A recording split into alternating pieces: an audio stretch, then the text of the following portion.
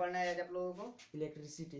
Electricity, class 10th। Okay, electricity plays an important role in our life. जैसे हम light जलाते हैं, fan चलाते हैं, हीटर यूज करते हैं, गीजर यूज करते हैं, ठीक है ना।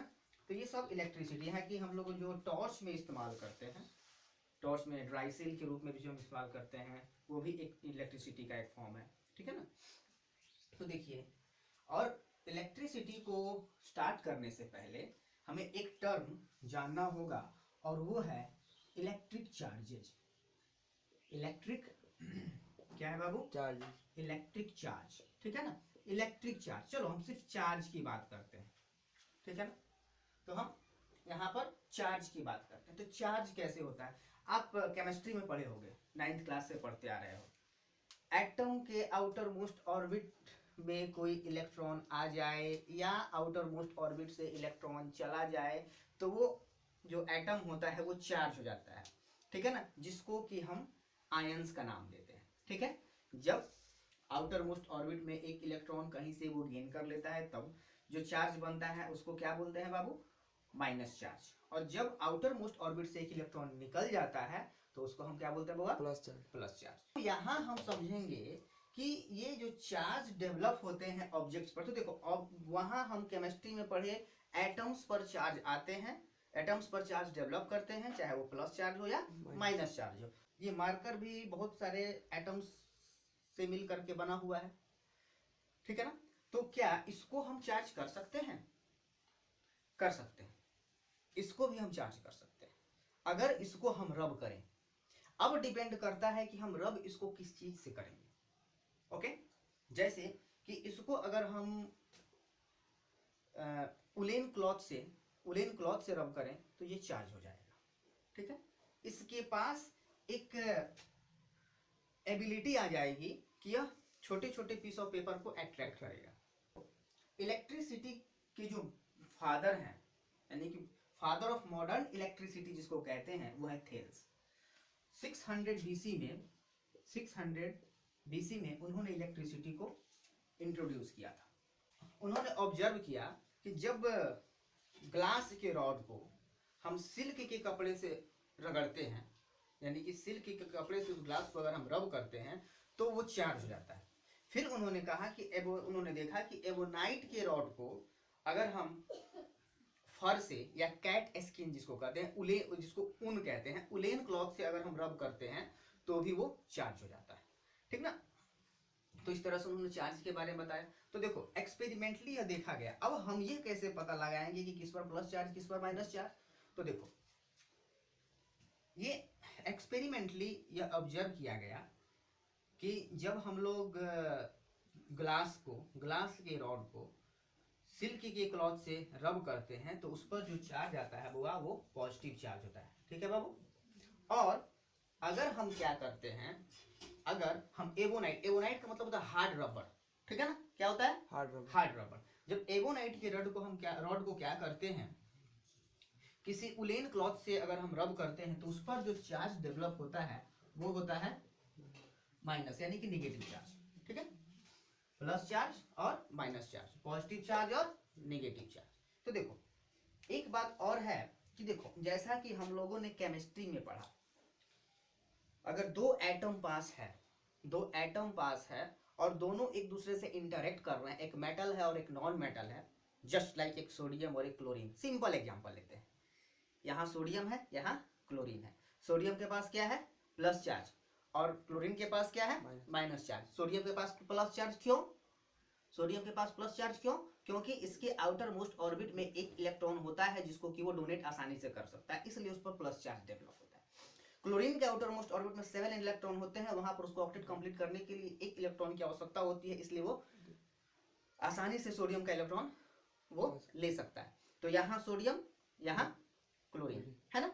तो देखो यहाँ पर हमने क्या देखा, एक डोनर है तो एक एक्सेप्टर है। तो सोचो कि अगर हमने इस प्लास्टिक के रॉड को, यानी कि इस, मान लो ये प्लास्टिक है ना, जस्ट लाइक एबोनाइट, हमने क्या बोला, हार्ड रबर को हम लोग क्या बोलते हैं? एबोनाइट बोलते हैं। तो अगर हमने क्या किया, जैसे कि ये क्लॉथ है, ये प्लेन टाइप का क्लॉथ है, इससे अगर हम इसको रब करते हैं तो रब करने के बाद ये क्या करेगा, कुछ पीसेस ऑफ पेपर को अट्रैक्ट करेगा। तो ये जो प्रॉपर्टी आया, एक्चुअली हुआ क्या होगा, एक्चुअली क्या हुआ होगा, हुआ ये हुआ होगा कि जब इसको हम रब कर रहे थे, आपने सुना होगा आगे की क्लासेस में आप पढ़ोगे कि एटम अपने से इलेक्ट्रॉन को डोनेट नहीं कर देता है।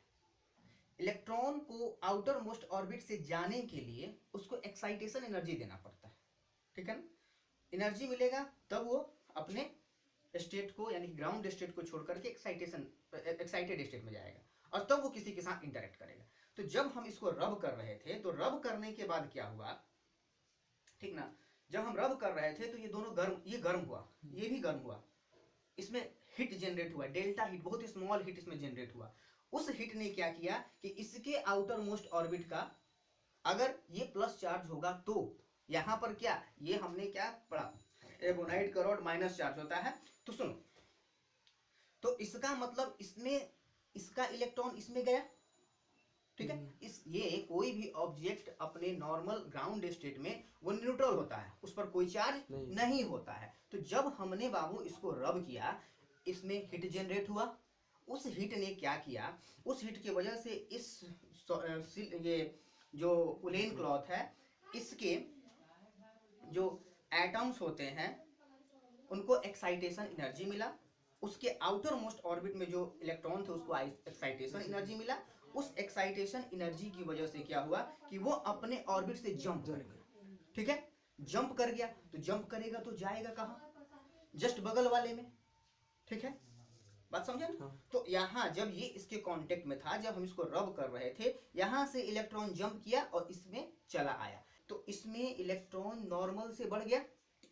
अब सोचो कि इसमें क्या एक ही इलेक्ट्रॉन बढ़ा होगा, बहुत सारे इलेक्ट्रॉन एक साथ जंप किए होंगे, क्योंकि एक पॉइंट अगर हम एक फुल स्टॉप देते हैं तो इस फुल स्टॉप में लगभग 4 ट्रिलियन एटम्स होते हैं, एटम इतने छोटे होते हैं, तो उस हिसाब से लाखों लाख इलेक्ट्रॉन जंप किए होंगे, लाखों लाख इसमें इलेक्ट्रॉन आए होंगे। इसका मतलब ये चार्ज हो गया, इस कौन सा चार्ज आया, इलेक्ट्रॉन का संख्या बढ़ा है, डिपॉजिट हुआ है इस पर माइनस चार्ज, ये माइनस चार्ज और ये प्लस चार्ज, तो इस तरह से हुआ। तो आपने क्या देखा, इस सिंपल एग्जांपल से आपने देखा कि चार्ज दोनों पर डेवलप हुआ, एक पर प्लस एक पर माइनस। इसका मतलब है चार्जेस डेवलप साइमल्टेनियस, चार्जेस जो होते हैं वो एक साथ डेवलप करते हैं डिफरेंट डिफरेंट ऑब्जेक्ट पर, जो दो ऑब्जेक्ट आपस में इंटरेक्ट कर रहे हैं, ठीक है। तो चलो चार्ज की, और देखो जब हमने एक चीज देखा, जब ये ऑब्जेक्ट चार्ज हो गया था तो हम इसको अगर पेपर के पास लाते थे तो अट्रैक्ट कर रहा था, हटा देते थे हाथ से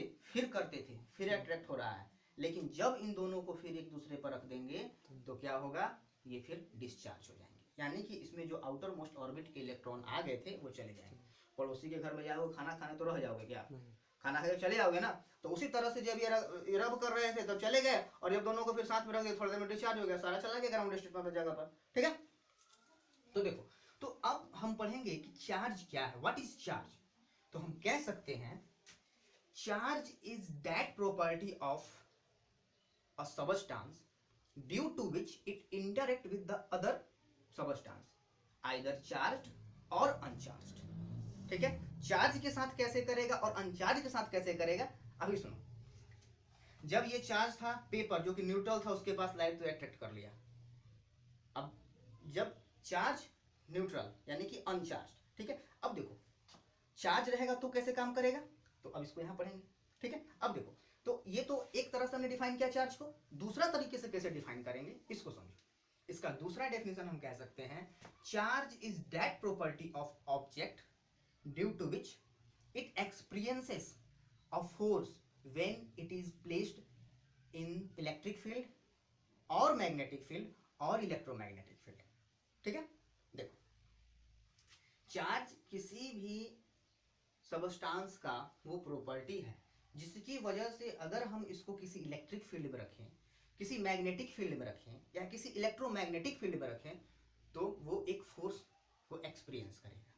वो कैसे करेगा हम यहाँ देखेंगे। जो चार्ज होता है, चार्ज यहाँ पर देखो, हम लोग चार्ज के बारे में पढ़े तो आपने पढ़ा होगा, आपने पढ़ा है केमिस्ट्री में कि जो प्लस चार्ज होता है यानी कि जो प्रोटॉन्स होते हैं वो स्टैटिक होते हैं। स्टैटिक कहने का मतलब स्थिर रहते हैं, रेस्ट में रहते हैं, एट रेस्ट रहते हैं, एट रेस्ट रहते हैं, ठीक है ना। और जो इलेक्ट्रॉन्स होते हैं वो नेगेटिव चार्ज होते हैं और वो मोबाइल चार्जेज होते हैं। मोबाइल यानी कि मूवेबल, ठीक है। तो यहाँ जो चार्ज हम लोग पढ़ने जा रहे हैं वो क्या, हम लोग इलेक्ट्रॉन के चार्ज के बारे में पढ़ेंगे या प्रोटॉन के चार्ज के बारे में पढ़ेंगे? दोनों। देखो, नो डाउट दोनों पर चार्ज सेम होता है, लेकिन मूव कौन करता है? इलेक्ट्रॉन। हमारा बॉडी चार्ज किससे होता है? इलेक्ट्रॉन की वजह से। तो ऑब्वियस सी बात है हम जिस चार्ज की बात करेंगे वो इलेक्ट्रॉन का चार्ज होगा, ठीक है। तो एक बात बताओ हुआ, एक इलेक्ट्रॉन पर कितने चार्ज होते हैं? एक इलेक्ट्रॉन पर जो चार्ज होते हैं 1.6 into 10 to the power minus 19 coulomb, ठीक है। और अगर इलेक्ट्रॉन के चार्ज, इलेक्ट्रॉन का चार्ज को बात करें तो माइनस लगा देंगे, और प्रोटॉन के चार्ज की बात करें तो इसको हटा देंगे, ठीक है ना। चार्ज दोनों पर सेम रहता है। तो चूंकि हमारा ऑब्जेक्ट जो है, बॉडी जो है, इलेक्ट्रॉन के चार्ज से हमको मतलब है, यानी कि इलेक्ट्रॉन के चार्ज, इलेक्ट्रॉन के जंप होने से, इलेक्ट्रॉन के आने से, इलेक्ट्रॉन के फ्लो करने से हमको पढ़ना है, तो जनरली हम इस चार्ज की बात करेंगे अपने कोर्स में, ठीक है। तो देखिए यहाँ पर हमने क्या देखा कि जो चार्जेज हैं वो दो तरह के होते हैं, और चार्जेज हमेशा एक साथ डेवलप होते हैं, ठीक है ना। चार्जेज होते हैं बउआ वो एक साथ डेवलप होते हैं, एक होता है प्लस चार्ज और दूसरा होता है माइनस चार्ज। तो सुनो, अब ये दोनों कैसे इंटरेक्ट करेंगे, ठीक है। अब देखो, जब हमने, तो इसका एक प्रिंसिपल है कि same charges repel each other, same charges repel each other. और इसको सेम की जगह पर आप चाहो तो लाइक भी लिख सकते हो, like charges repel each other. और जो सेकंड प्रॉपर्टी है चार्ज का वो ये है, unlike charges attract each other,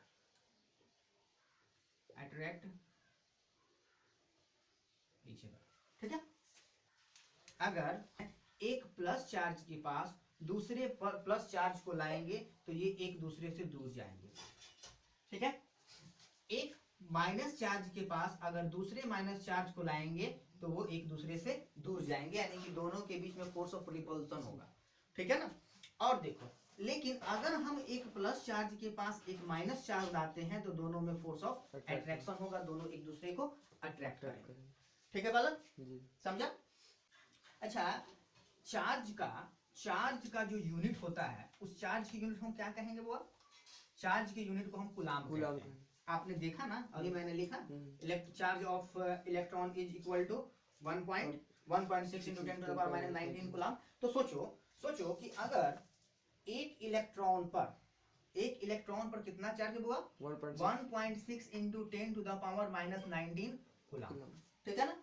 तो अगर हम आपसे पूछें, यहाँ पर देख रहे हो काफी छोटा क्वांटिटी है, बहुत ही छोटा क्वांटिटी है, कि अगर एक कूलाम चार्ज हम दें तो उसको कंस्टिट्यूट करने के लिए, उसको बनाने के लिए कितने सारे इलेक्ट्रॉन लगेंगे, ठीक है। तो देखो, अगर हम देखते हैं कि 1.6 into 10 to the power minus 19 coulomb charge होता है एक इलेक्ट्रॉन पर, ठीक है।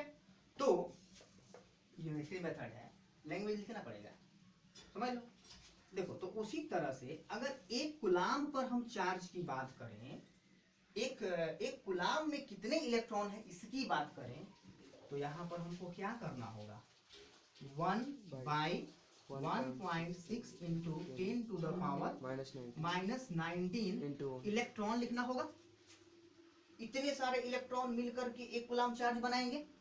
अब आप मैथमेटिक्स में पढ़े होंगे कि जब कोई नंबर डिनोमिनेटर में होता है और उस पर माइनस होता है तो वो ऊपर जाकर के प्लस हो जाएगा, या ऊपर माइनस है तो नीचे आके प्लस हो जाएगा ना। तो इसको हम कैसे ट्रांसफॉर्म कर सकते हैं? इसको 1 इंटू 10 टू द पावर 19 और डिवाइडेड बाई 1.6 लिख सकते हैं। तो देखो, अगर हम इसको यहाँ से डेसिमल उड़ाएं, यहाँ से अगर हम इसको डेसिमल उड़ाते हैं, उड़ाते हैं तो एक 10 नीचे आएगा, उस 10 को ऊपर हम ट्रांसफर करेंगे। यहाँ पर चलो ऐसा हमने कर दिया ना। तो एक काम और आप करिए, ये अब हम इसको डिवाइड करते हैं इसमें। यहाँ पर क्या आएगा, जो आएगा इलेक्ट्रॉन आएगा ना। तो यहाँ पर देखो इससे, अच्छा एक काम हम और ऐसे कर सकते हैं, तो क्या हम एक ऐसा काम कर सकते हैं बाबू, इसको थोड़ा सा ट्रांसफॉर्म करते हैं, 10 लिख देते हैं और यहाँ से हम 1000 ले लेते हैं, ठीक है। तो 1000 कर लेंगे तो यहाँ पर कितना 3 ले लिए तो 16 हो जाएगा ना, into 10 to the power 16 and divided by यहाँ पर नीचे 16, और ये क्या होगा, नंबर ऑफ इलेक्ट्रॉन्स होगा ना। तो चलो एक काम करो, इसका 0 इधर ट्रांसफर कर दो, यानी कि ये 100 हो गया और यहाँ पर आ गया 100 हो गया। इसको क्या करो 4 से, ठीक है, ये क्या होगा 25, इससे इसको काट दो, क्या आया 25। अब 25 इंटू 25 क्या 625, तो यहाँ क्या आ जाएगा होगा 625 into 10 to the power 16 electron. एक कूलाम जो चार्ज होगा वो इतना सारा इलेक्ट्रॉन के मिलने से एक कूलाम चार्ज बनेगा। समझ में आया? चलो इसको नोट कर लो। अच्छा एक बात बताओ, ये तो हमारा जनरल फॉर्म था, अगर इसको हम साइंटिफिक नोटेशन में लिखें तो क्या करना होगा? साइंटिफिक नोटेशन में जब भी इस तरह का क्वांटिटी होगा उसको हम कुछ इस तरह से लिखते हैं, मतलब यहाँ पर इसको हम डेसिमल फॉर्म में ट्रांसफर करते हैं, that is called scientific notation. तो साइंटिफिक नोटेशन में क्या होगा 6.25 इंटू, अब देखो बाबू यहाँ पर तुमने 100 से डिवाइड किया तो वो इधर जुड़ेगा, ठीक है।